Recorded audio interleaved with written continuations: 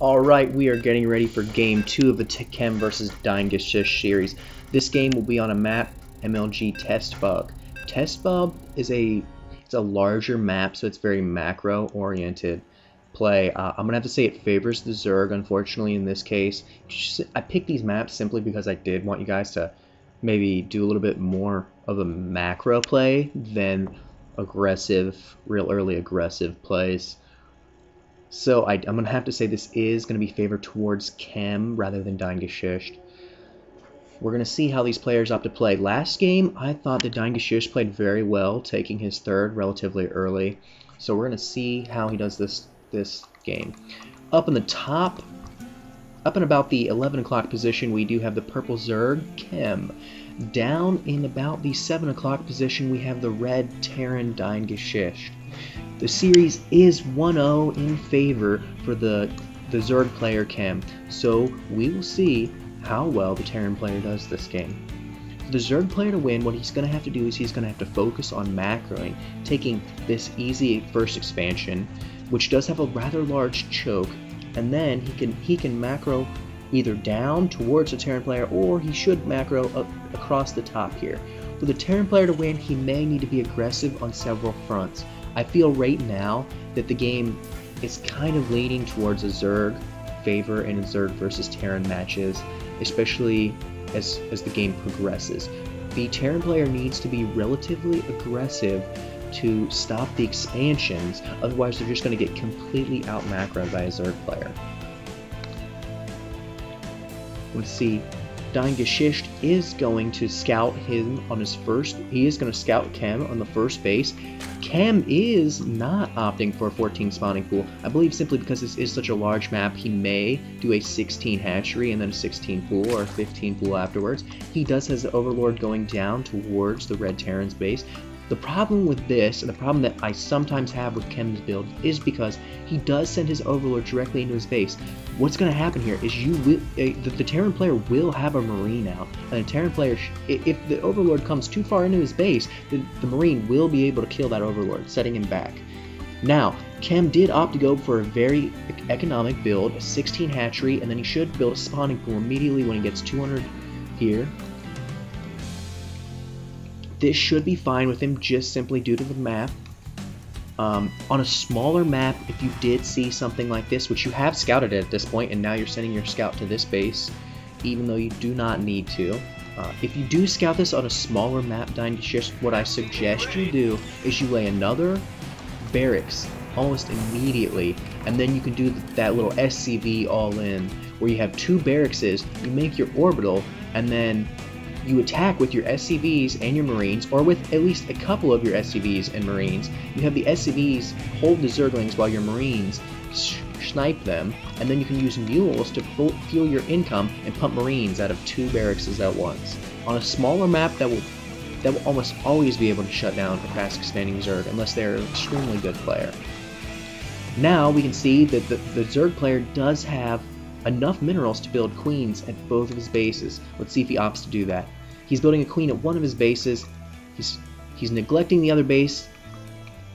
That is actually why I like the 16 hatch, 16 pool build myself, is because right as this hatchery finishes, you can build a queen out of both of your hatcheries. He's going to go ahead and throw down a spine crawler. He's saying FFS just because he's not able to lay down that spine crawler. What he should do is maybe lay his evolution chambers along the ramp, even though this isn't a ZVZ, so that probably isn't as useful as it may have sounded when I said so. DeinGesicht. No, oh no. He did go ahead and lose his Overlord here. Maybe that's what the Zerg player was bitching about. He did go ahead and lose that Overlord when he sent it into this base against these Marines. Let's see what the Zerg player saw. The Zerg player saw the factory and two barracks, so he knows that this is a relatively normal build. As well, let's look at the units tab. The harvesters is actually very even for both of these players. The army for the Zerg player is actually going to be a little bit larger. The Terran player definitely can't push out, but that being said, the Zerg player can't really push out either. The Zerg player may want to warp this into a layer a little bit quicker if they're going for quick mutas. Again, you made this extractor maybe a bit early. I don't usually get the extractor unless I'm going for Mutalisk. I don't get my extractor, my second extractor, until I do get my layer tech. Now, you're attacking this so you can get sight over that Xel'Naga tower. That is not a bad idea. But look, there is also a Xel'Naga tower in the middle of the map that you could see. And you could also opt to go take this closer to the Terran's base. He's not going to move out. He's going to have to stay behind his wall simply because he is so scared of those Zerglings. This, again, is a very good idea. You will know if the Zerg player sends any Overlords over. It is unlikely that a Zerg player is going to drop you, but Mutalisk harass is still a big deal, and you can pull your Marines back when you do see them. So you do have, you're opting to go kind of Marauder heavy again. I have to say, because Marauders do take gas, and even though it only takes 25 gas, that may not seem like a lot, when you do build a lot of Marauders, that ends up being quite a bit of gas. I say this is again a risky move to do against a Zerg, simply because these Zerglings, these speedlings, can easily move in and surround your army while it is out here. What would be a better way to do this is to build your command center on the hill and have your army still defended, or you could move out and build bunkers. The Zerg player, in this case, is pulling a lot more ahead in the drones. This is actually very good. He's actually doing much better on his drone count. He only wants 3 more drones here. Well, 2 more after he builds that infestation pit. Neither player are up on the upgrades yet. Neither player have grabbed any upgrades yet. We are 8 minutes into the game. I do believe last time by this far, last game, both of these players had either 2 engineering bays, at least 1, and at least 1 evolution chamber, grabbing some upgrades. Last game, you guys did very well on the upgrades. Looking into this again, you're pouring a lot of these larvae, these precious larvae, into Zerglings. So unless you want to be aggressive, you could really pump a lot of drones right now, simply because the Terran player cannot be aggressive at this point. So you could be pumping a lot of drones, and you do have a bunch of minerals. You could definitely grab a 3rd base. You could even grab this 3rd high yield and kill those rocks with your Zerglings, which I may even suggest in this game, simply because it'll be rather easy for you to defend. You don't have any creep tumors out. You could definitely get your creep tumors out with these queens and get them started. I've told you, again, the easiest way to remember to spread your creep tumors is do it right after you spawn your larva. But I like this, he gets his own queen just to spawn creep tumors. You need to be very, very active with these larvae. You are not using these larvae and you have plenty of money. Though you did grab your 3rd, which is a good deal, right as I told you to grab it. The SCV count is a little low for the Terran player, but those mules will give him some supplemental income. Let's see what vision this player has. I do not believe that DeinGesicht has gone ahead and scanned it all yet. You do want to be sparing. I think he just scanned, actually. This, against a Zerg player, against any other type of player, this would be a good place to scan. Unfortunately, Zerg players tend to build their buildings near their hatcheries because they don't need to make barracks or production buildings, and we don't really have the ability to wall off. What you may have wanted to do is scan over here and see if he had taken his 3rd, but that would have also been a risky play. Once you do get your medivacs out, once you do have your medivacs out, I urge you against Zerg is you could load these up and come drop this, kill a lot of these drones, and then load back on the medivac and fly around and harass. That is one of the best ways a Terran player is going to stay in line with the macro of a Zerg player. As we can see, what I'm talking about right now, we have a 1,200 income compared to 850-ish income with mules.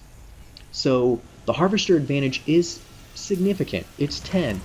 The Zerg player has a lot of Zerglings, but he has a lot of minerals. He could afford to expand twice more. He could afford to expand here and here right now, and because the armies are so close, he would be fine. Which means the Terran player, while also pumping drones by pumping workers the entire time, could afford to perhaps make a command center here and then fly it over to here or something. Or rather, this looks like it would be. You're expanding towards the Zerg player. If you did move here, the problem is that you have to defend not only this front, but you also have to defend this large front here. This is a very Zerg favored map, just because the Zerg player is going to be able to do these Zergling run-bys. The SCV and drone count is catching up. Chem is getting a lot of infestors, which will be very good against a marine ball, which you do have a lot of marines. Fungal growth will really hurt your marines, especially since you don't have the combat shield upgrade. or the concussive shells upgrade for your marauders. Concussive shells only cost 50-50, you can easily afford it. The other costs 100-100, so you can easily afford that as well. You are getting missile turrets to deny mutas. That is good. Oh, you have them all around your base. That may be a little overboard. What most players tend to do is put 1, 2, 3 missile turrets to deny muta harass. You are grabbing your third, which is a good. You just need to make sure it's defendable. It's going to be very hard for you to defend this, but you will be able to lift it off if Zerglings attack it. What I urge you to do in this case is to make it a planetary fortress. You do have double engineering base, but you haven't used them at all, so that may come back to bite you. Let's look. We also have 0-0 on the Zerg player as well. The Zerg player doesn't have. He's about to get 1-1. He has those, and he's laying a spire as well. The Zerg player really should expo to this high yield, as well as, or back to the Terran player. The Terran player, I urge you to make this a planetary fortress because planetary fortresses are so good against Zerglings, and Chem is such a Zergling heavy player. Look, the drone count is very, and now he has scouted this, which means his Zerglings may be coming over there any instance. Planetary fortresses are so good against Zerg. You can use your SCVs. Oh, drop that down and make it a planetary fortress. You can use your SCVs, and you can make this into a planetary fortress. Use your SCVs to repair it, and it is very good. It works wonders at killing Zerglings. You'll need roaches. You'll need a very strong army to stop it from a Zerg player. The armies here are a lot of Zerglings and Infestors. Infestors will do a very good job, and in fact, the Zerg player may just be able to overwhelm the Terran player at this point because he has so